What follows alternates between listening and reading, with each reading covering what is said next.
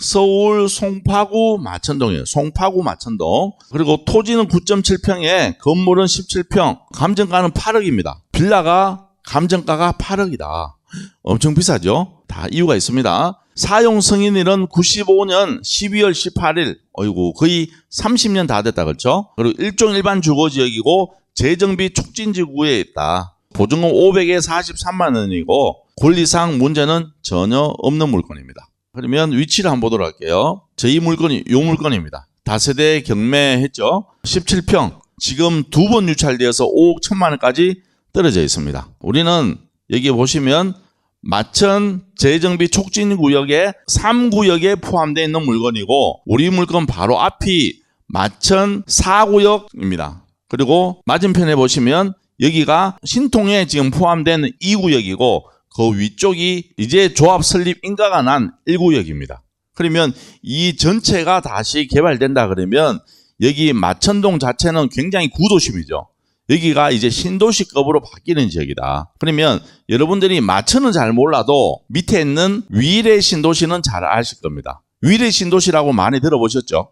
그러니까 강남 3구에 붙어 있는 뭐였어요? 신도시였기 때문에 굉장히 파급 효과가 있었습니다. 왜? 강남 3구 안에는 신축 아파트에 대한 리즈가 굉장히 강한데 공급이 안 되었기 때문에 위례 신도시는 성공할 수가 있었다 이 말입니다. 그런데 마천은 어디입니까? 송파구다. 네임밸류는 굉장히 중요한 겁니다. 성남시 분들은 성남에 산다 그래야 맞는 얘기지 분당에 산다는 말은 틀린 얘기잖아. 판교에 계신 분들한테도 어디 사세요 이러면 판교에 산다고 그러지 성남에 산다고 얘기하지 않는다 이 말이에요. 그만큼 네임밸류가 중요한 거예요. 이게 무슨 말 이해돼요? 강남에도 있잖아요. 웃긴 거는 압구정동 사는 사람들은 어디 사냐고 물어보면 강남에 산다 얘기 안 해요. 압구정동 산다 얘기해요.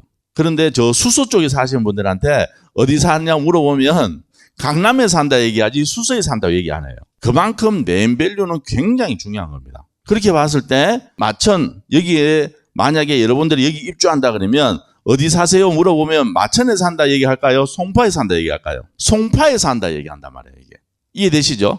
위례도 마찬가지예요. 위례는 경기도자 그렇죠? 성남이죠. 그러면 어디 사냐고 물어보면 위례에 산다고 얘기합니다. 위례.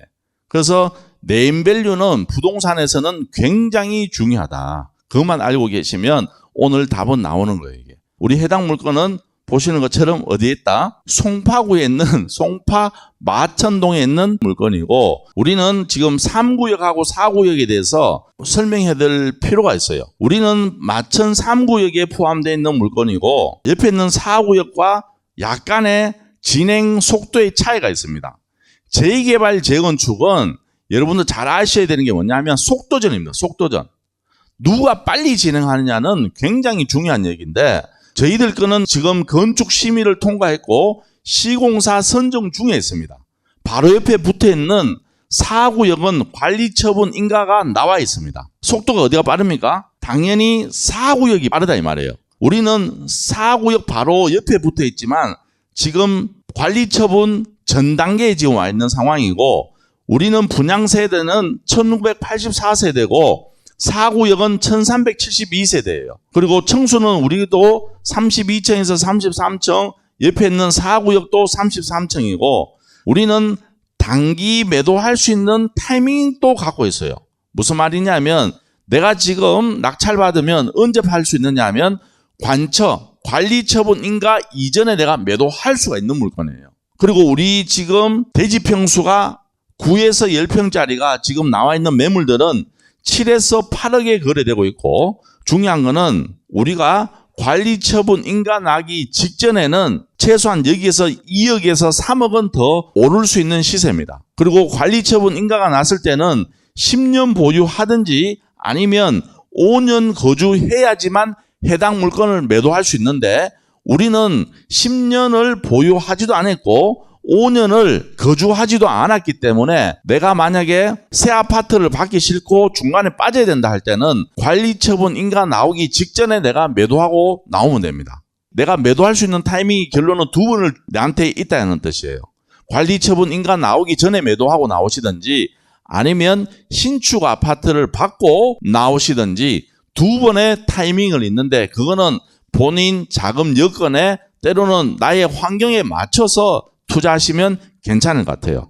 그러면 경매지 한번 봅시다. 우리는 지금 감정가는 8억 1천만 원이고 두 번 유찰되어서 5억 1,800입니다. 그러면 이게 전세는 한 1억 정도 맞춰지나요? 한 1억 5천 정도 맞춰지죠? 그러면 내 자금 4억이라는 기준으로 말씀을 드릴게요. 내가 만약에 자금이 4억 정도 있다 그러면 4억 가지고 지금 서울에 있는 아파트를 산다 그러면 어디 정도 살 수 있을까요? 현금 4억으로. 그러면 결론은 내가 낙찰을 받든지 아니면 전세 끼고 있는 매물을 사야 된다 이 말이에요. 이게. 맞죠? 그러면 서울 중위권 아파트 가격이 지금 13억 정도 하는데 중위권 가격인 13억짜리 아파트를 살 수 있을까요? 없을까요? 절대 못 삽니다. 왜? 13억짜리가 전세가 기껏 해봤자 6억에서 7억밖에 안 하기 때문에 그러면 결론은 내 돈이 한 6, 7억은 있어야 내가 서울의 중위권 아파트를 살 수 있어요.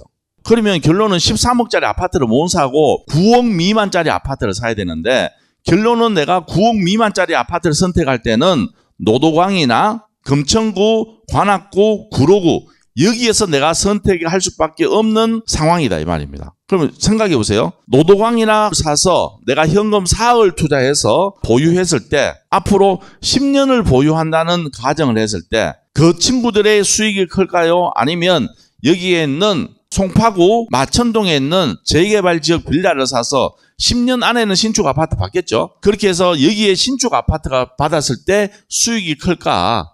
이거를 여러분들이 선택을 하셔야 되는 거예요. 이게 인생에는 계속 우리가 선택의 연속이다 이 말입니다. 그러면 과연 어느 게 수익이 클까요? 물론 말할 것 없이 송파에 있는 아파트를 취득해서 보유하시는 분들이 수익은 제가 봤을 때는 비교 안 될 만큼 클 겁니다. 최소한 3배, 4배, 5배는 차이 날 것 같아요. 그래서 여러분들이 저는 조금 아쉬운 게 뭐냐면 안타까운 게 뭐냐면 선택을 잘 하셔야 되는데 선택을 잘 못 하시는 것 같아요. 똑같은 자금을 가지고 내가 어떻게 잘 굴려야 되는데 이 굴리는 것을 잘 못 하시는 것 같아요. 그래서 이 선택을 여러분들이 잘 하셔야지만 나의 미래가 밝을 수 있는 거예요. 그래서 저는 수업 때도 그렇고 개인 상담할 때도 항상 얘기하는 게 뭡니까? 절대 열심히 하지 마라. 열심히 하지 마라. 열심히 한다는 거는 나를 혹사시키는 거예요, 이게. 그래서 열심히 안 했으면 좋겠어요. 열심히 하면 내가 열심히 하는 만큼 뭐가 큽니까? 기대가 크잖아. 근데 투자라는 거는 조금 멀리 보고 보이는 시야가 굉장히 중요한 것 같아요. 결론은 있는 사람들이 돈을 많이 번다는 이유가 뭐냐면 보는 눈에 여유가 있어야 뭔가 조금 더 보이는 거예요, 이게. 내가 너무 열심히 바르바르 살다 보면 안 보인다 이 말이에요. 그냥 나의 시선은 굉장히 좁아지는 거예요, 이게. 그래서 여러분들이 조금 넓은 시선으로 세상을 바라보고 때로는 조금 더 넓은 시선으로 투자를 하신다 그러면 그래도 나름 성공할 수 있는 거예요, 이게. 결론은 생각해 보세요. 여러분들한테 시간을 10년 전으로 돌려준다 그러면 있는 돈 없는 돈 땡빛을 내더라도 강남 쪽에 뭔가를 하나 샀지 않을까요? 그렇죠? 10년으로 돌려준다 그러면 강남에 못 샀으면 서초라도 샀을 것이고 어찌됐든 최상의 입지에 뭔가를 매입을 하시려고 노력하셨을 거예요, 분명히. 정말 이해되시죠? 그러니까 여러분들이 지금 또 늦다고 생각하지 마시고 무조건 부동산은 첫 번째도 입지요, 두 번째도 입지예요. 그래서 좀 장기적으로 보유하신다 그러면 첫 번째도 입지, 두 번째도 입지. 그래서 지금 당장에 보다는 미래를 보고 현명한 투자를 하시기 바라겠습니다.